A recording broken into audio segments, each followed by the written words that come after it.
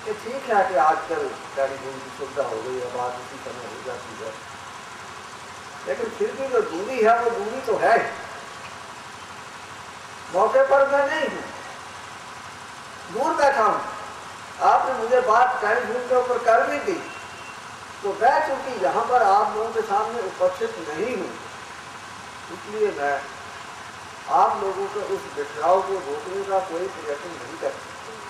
क्या ज्यादा टेलीफोन के ऊपर क्या चूंगा, एक आदमी सुनेगा, दो सुनेंगे, चार सुनेंगे, दस। यहाँ उपस्थित रह करके आप सब लोगों से बात करना और सब लोगों को समझा लेना, और उस जो भी कोई ऐसी समस्या आई है उसको सुलझा करके और बात को ठीक कर देना, वो मुझे उसका कॉल करना। और वैसे भी मेरे पास अब समय कम है,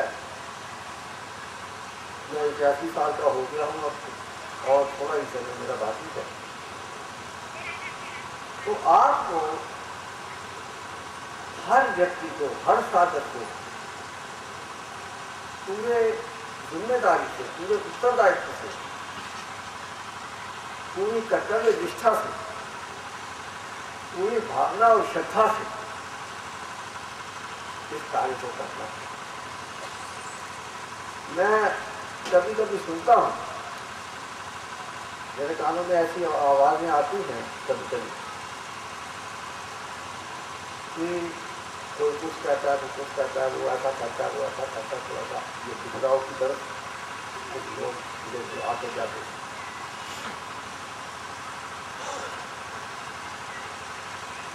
सुनकर के दुख होता है।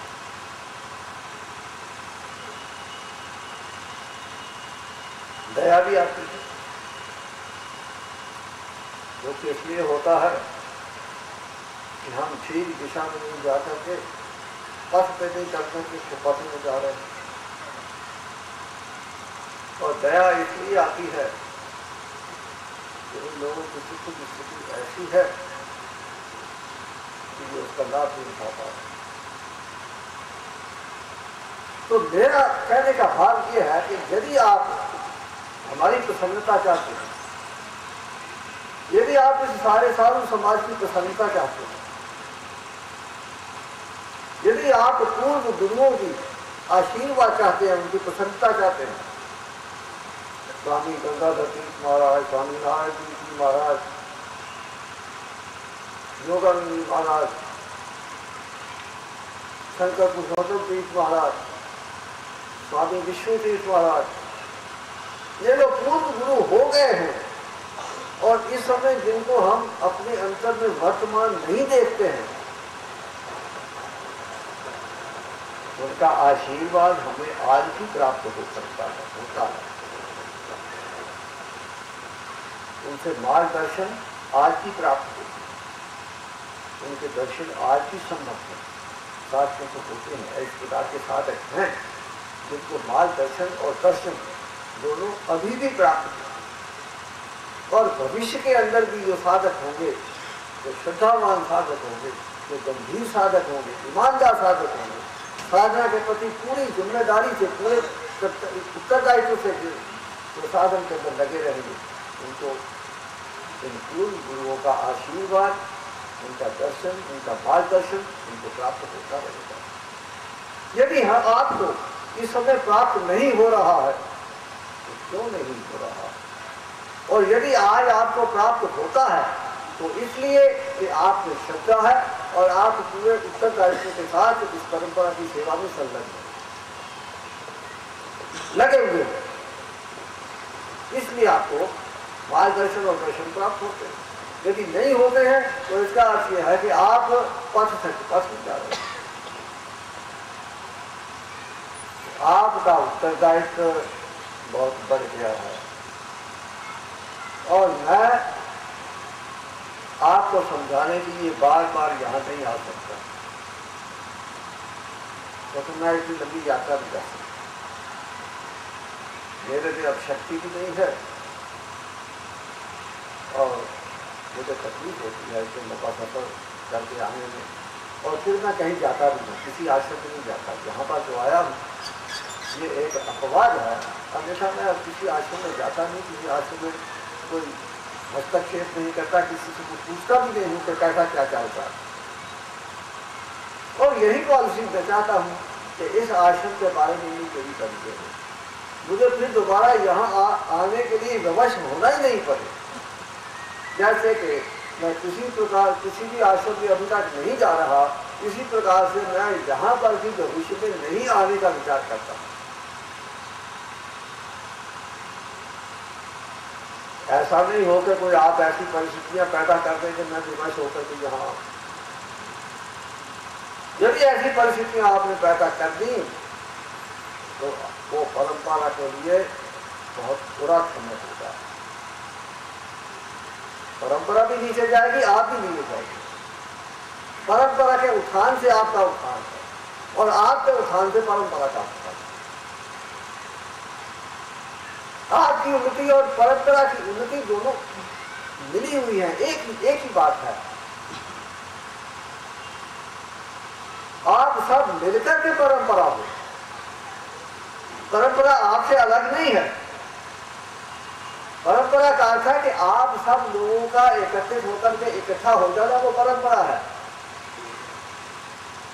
यदि आपका बिखराव हो गया तो परंपरा का बिखराव हो गया, उसमें परंपरा का नुकसान हुआ, उससे साधन का नुकसान हुआ, उससे आपका नुकसान हुआ। आपके मन चंचल हो जाएंगे, आपके मन विक्षिप्त हो जाएंगे, आपके मन दुखी हो जाएंगे, आप साधन से हट करके संसार में घुस जाओगे, बड़ी भारी नुकसान होगा आपका।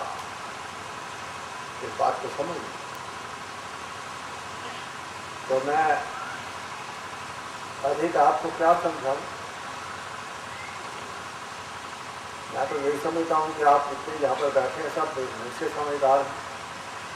हे सद्गुरुनाथ महाराज की जय।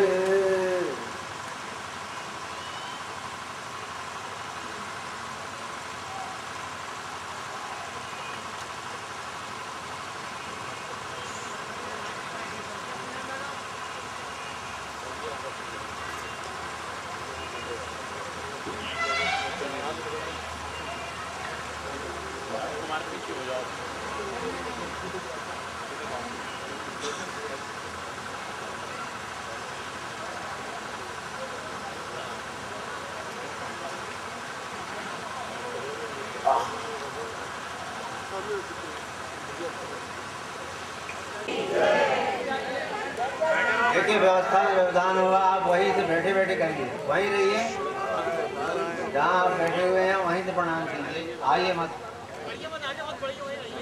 आगे मत बढ़िए, आप जहाँ हैं वहीं रहिए। बैठ जाइए, बैठ जाइए, फिर बैठने में बहुत दिक्कत हो जाएगी। आप बोलो सद्गुरुदेव महाराज की क्या व्यवस्था फैल रही है? खड़े हो तो कम से कम वहीं खड़े रहो, आप आगे की तरफ मत आइए। सद्गुरुदेव भगवान की आगे की तरफ ढकिए, भगवान की पीछे से भी लोग सद्गुरुनाथ महाराज की बोलो सद्गुरुदेव महाराज की जय। बोलो सद्गुरुनाथ महाराज की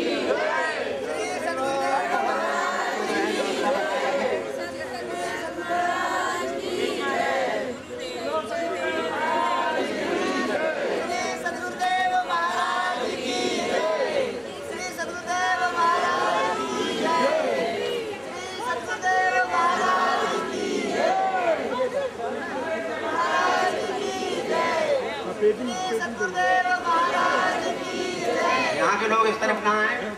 वहीं रहे सब। आ जाइए आप लोग, इधर बहुत जगह जाइए पीछे।